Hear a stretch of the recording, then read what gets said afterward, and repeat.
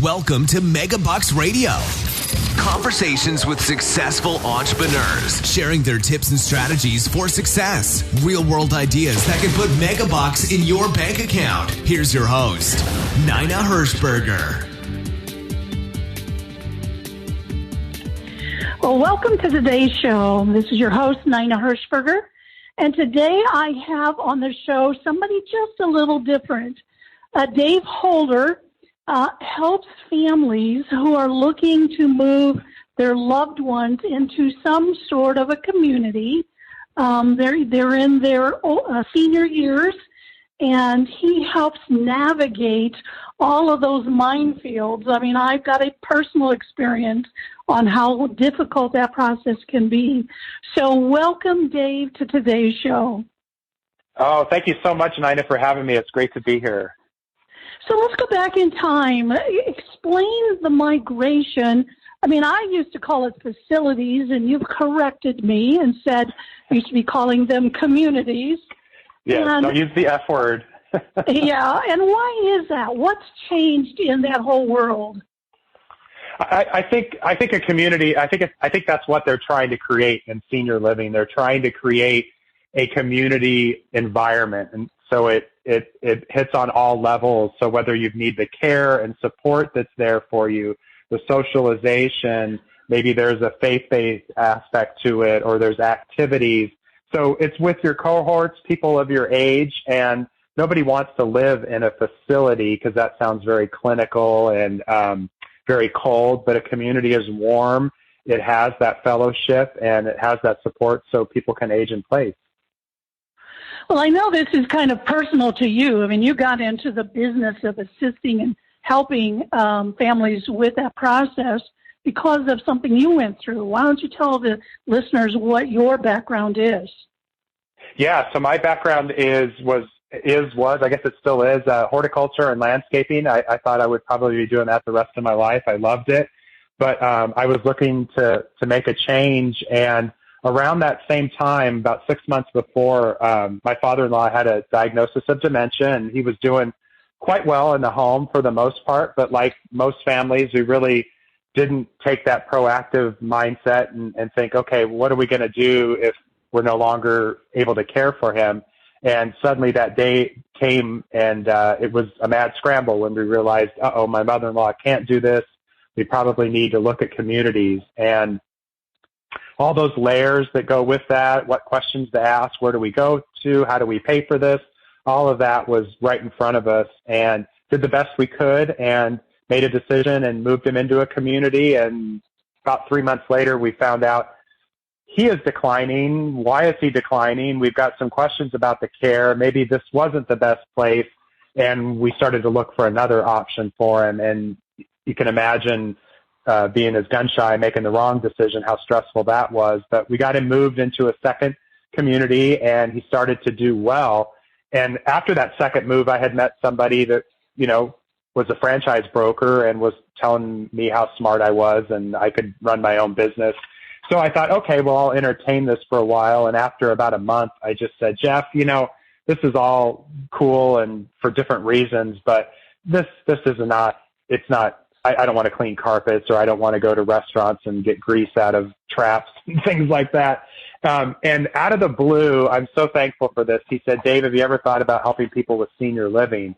And I was like, wait, what does that mean? And he says, well, you get to learn the communities, what the different levels of care are. And then you help families at no cost navigate those options so they can make the best decision the first time. And I was flabbergasted, and I, of course, just told him everything we had just gone through.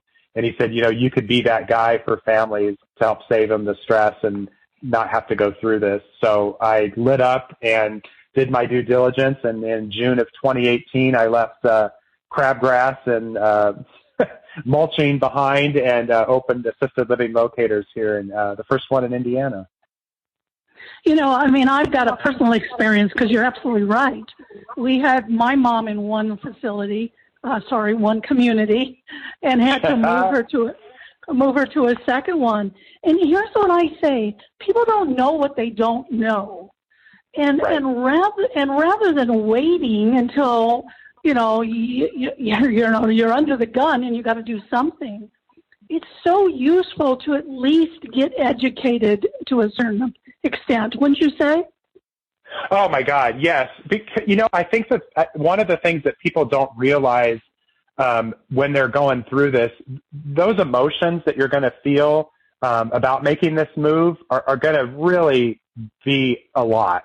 Not only do you have a loved one that's maybe declining, or it's that, new chapter in your life where we're all aging, but so you're going to have that, the sentimental, the want to help someone, and it's just going to feel like a lot. And to go through that while you have to make this decision quickly is overwhelming, because you're going to be learning new terms, whether it's a skilled nursing facility or it's assisted living, or what's the difference between independent and what's memory care. You're going to be thrown out a lot of information, and to have all those emotions that you're trying to juggle with and straighten out as you move forward with the best possible options. If you can do that without having to make this decision quickly, you can understand things a lot better. You can ask better questions.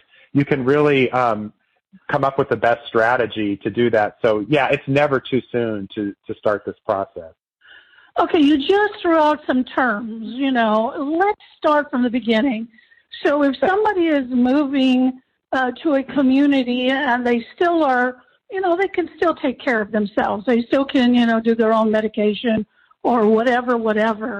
Where does it start and go through all of this different levels of care?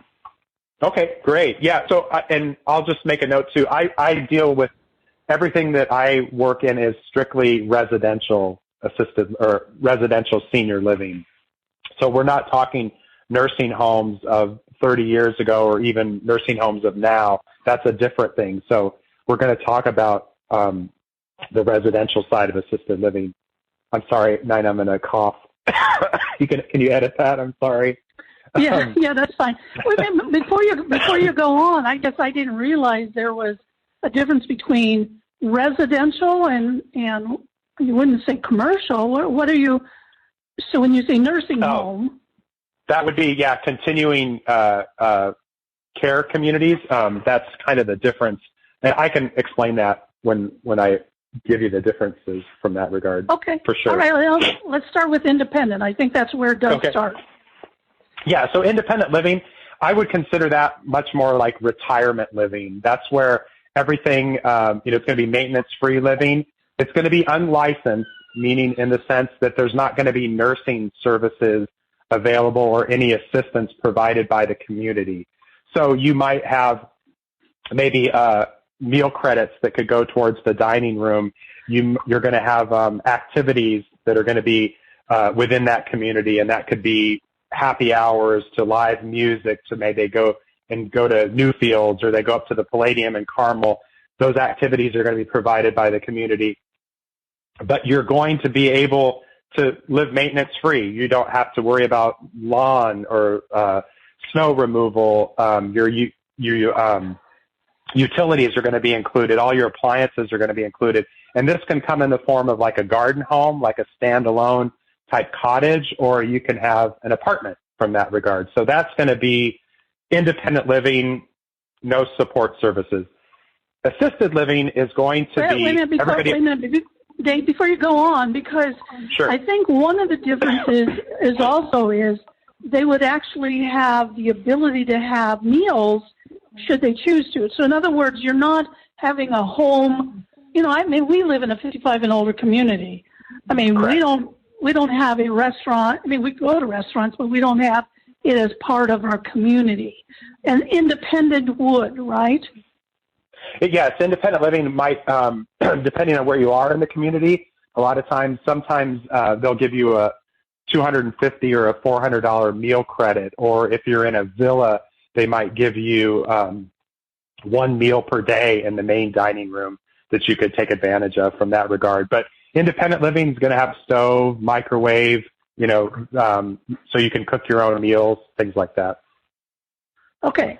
All right. So that's step number one. Then we go into assisted living. Assisted living, exactly. So that is going to be, what I'll say to that is everybody thinks if I move to assisted living, I lose all of my independence. And really, it's the opposite that's true. Assisted living has a little bit more supportive services or can provide assistance where you need it to keep you independent longer. But the difference is going to be assisted living is going to be licensed, and it's going to have support services where there might be access to a nurse 24/7 or CNAs to help with bathing, dressing, toileting, nurses that can dispense medication for you. So it just takes all of that off your plate. Same thing. It's very much maintenance-free living. You can still drive an assisted living if you want, but it's going to include more services like 3 meals a day are going to be included in part of your rent. Weekly housekeeping will be included as part of that. And then as you age in place, you can add those support services to help you stay independent longer. Yeah, and that's what I've learned. You know, you start at a basic. You might not need very many of those services, but then as you do, you just add, you know, and of course the price goes up a little bit, but you only have to use the services you need. Exactly. And so, yeah, I know there's a community here that I tour a lot. They have a couple residents that still work in their assisted living, and they go work 20 hours a week to a job, but the idea of them having their meals taken care of, support with the housekeeping, and I think one of them just gets their medication reordered and, you know, administered on time, and they don't have to think about it. And I take blood pressure medication. There's plenty of mornings where I'm going and drinking coffee and replying to emails, and I'm thinking, did I take that pill? Should I take a second one, or how do I handle this? So to have somebody come up and just say, here you go, Mr. Holder, here's your blood pressure pill, see you at 4 o'clock. That could be a huge benefit for them. And then the other aspect that falls under that umbrella of assisted living is memory care. And that's going to be for residents that have a diagnosis of dementia or cognitive impairment, where assisted living will kind of provide a little bit more structure in the sense that, you know, if they're helping you with X, Y, and Z, then A, B, and C, you're kind of free to do whatever you want. Memory care residents, that's a little bit too much freedom for them. They need a lot more of cueing and redirection, maybe a little more help with those activities of daily living. And what comes with a lot of dementia is that exit seeking or that wandering or that ability to get lost. That's when a memory care community is going to be a lot better supportive environment for them. They have a higher resident to staff ratio to kind of help with that. They're going to be smaller communities. Usually about 25 residents will be that.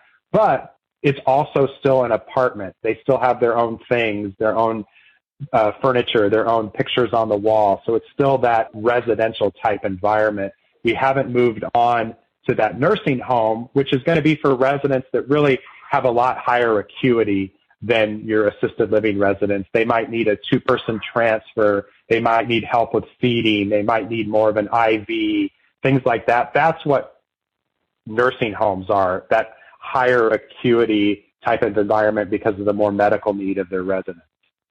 And when you said a few minutes ago that you only do residential, that's the part you really don't. You might give them a list of in our area. You might give them a list, correct, but you don't really assist in that particular part. Exactly, and part of that reason really is, Nina, I don't have that clinical background. I could tell you the right way to prune a crab tree, but I can't. I don't have that ins and outs of what community or nursing home does a better job with COPD versus one that does better with another medical need. So and that's not really what my role is. So I don't want people to be confused by telling them this one has availability, but I don't know exactly what that need would be from that standpoint medically. What I've experienced, having had my mom in the assisted living now, there's certainly even different levels of assisted living, or I don't even know how to explain it. The first one she was in literally would not have helped to do much beyond the normal things. The one she's in right now has done extraordinary to help her out. And that's where you probably, knowing each of the ones you deal with, can really guide families. Exactly. Yeah. So that's a great point. And it's, I'm helping two different people where we had the exact conversation. So that goes back a little bit to that residential. The assisted living is going to follow their licensing, which is going to be called residential care facility. Unfortunately, I believe it's facility. But yeah, they can only provide care to a certain point. And when it goes beyond that, that's when they're going to make that recommendation for more of the long-term care or the nursing home.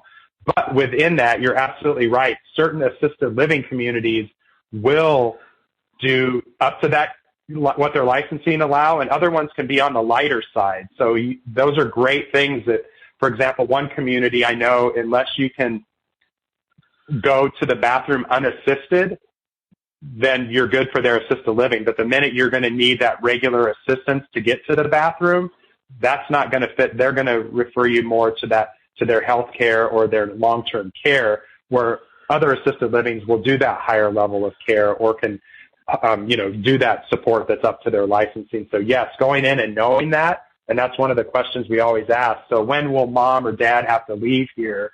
And what does that scenario look like? Is it going to be a surprise?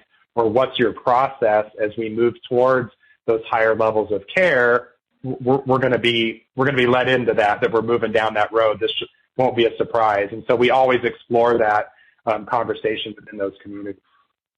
Yeah, I'm personally experiencing that, and it's amazing.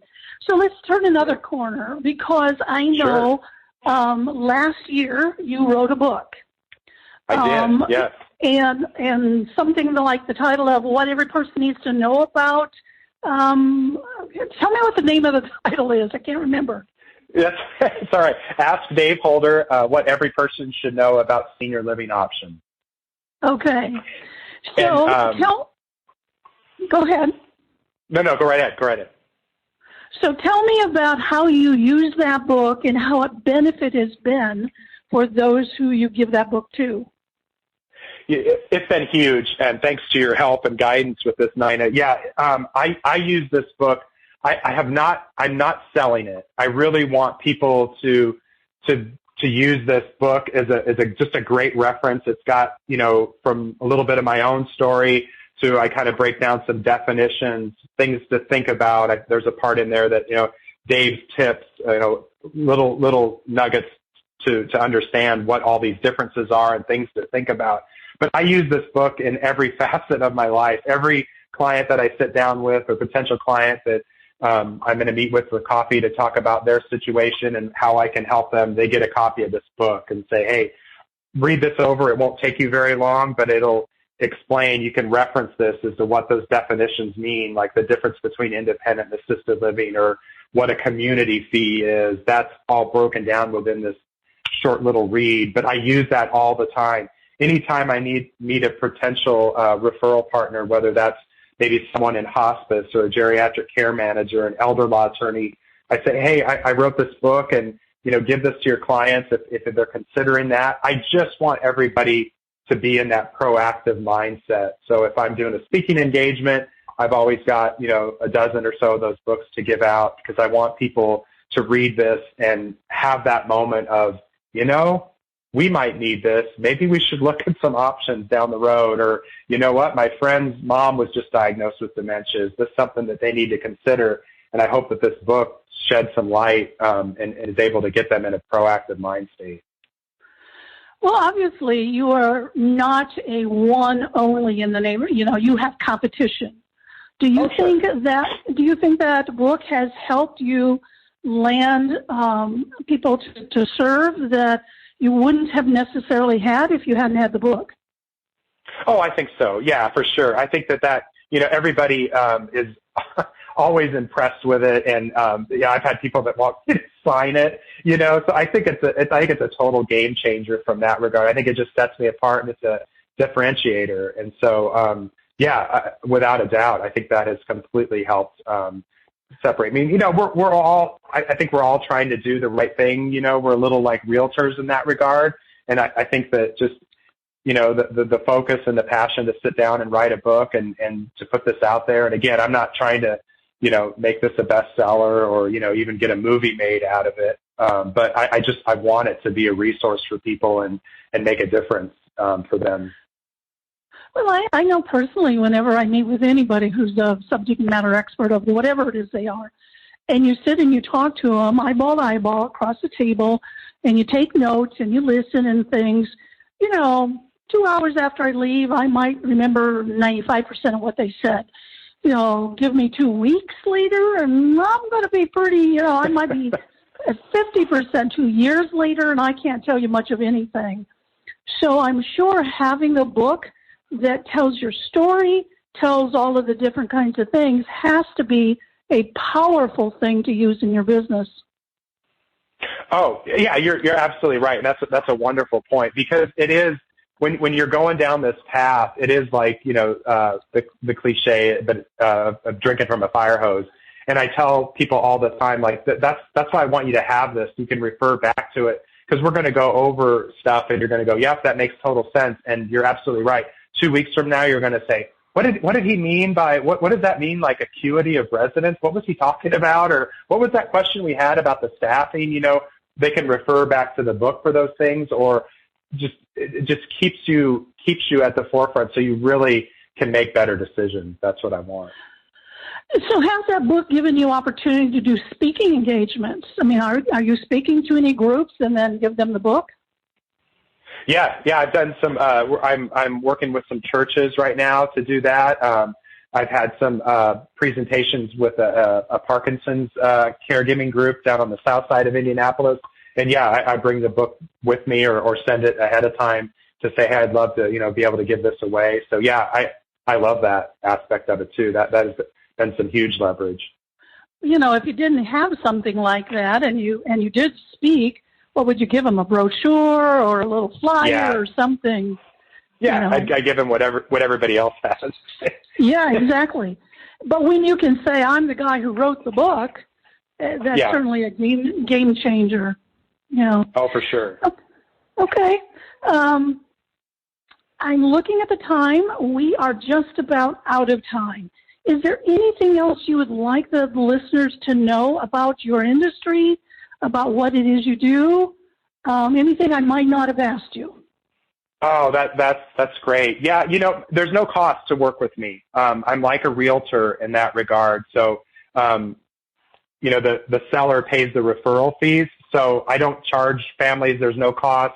I'm here to be a resource so you can make a better decision. So if you do want to work with me, the communities pay me a referral fee. So by all means, reach out to me first before you start calling around. Don't get on a website and put your information in there. But really, I'm here to guide you, to be that resource, that advisor, that advocate, so you can make a good decision. It's never too early to call me and at least start that conversation and start to understand that. I'm not here to make a sale or make a placement. I'm here so you can make a good decision. And it really, you're not wasting my time, but really I can't encourage you enough to be proactive and to really just set that mindset. And I've got people, resources, and people that I trust that I can point you in the right direction to. But anything I can do to make this journey that you think you might be on, or maybe you're in the middle of it, I can certainly make it a lot less stressful. Well, that's fabulous. My mother is 3 hours north of us. I wish I would have had a Dave Holder when we were going through that whole thing, but obviously you don't reach that far up in northern Indiana. So, Dave, if somebody's listening, how do they get a hold of you? Feel free to call me, 317-854-9030. That is my office line. It also rings to my cell phone. You can go to my website, Assisted Living Locators /Care Advisor North Indy, or just give me a call. I'll be happy to help. Sounds good. Well, thank you so much. I appreciate you being on today's call. Oh, thank you so much, Nina. It's been great. So until next time, this is Nina Hershberger. Thank you for listening to MegaBucks Radio with Nina Hershberger. To learn more about the resources mentioned on today's show or to listen to past episodes, visit megabucksradio.com.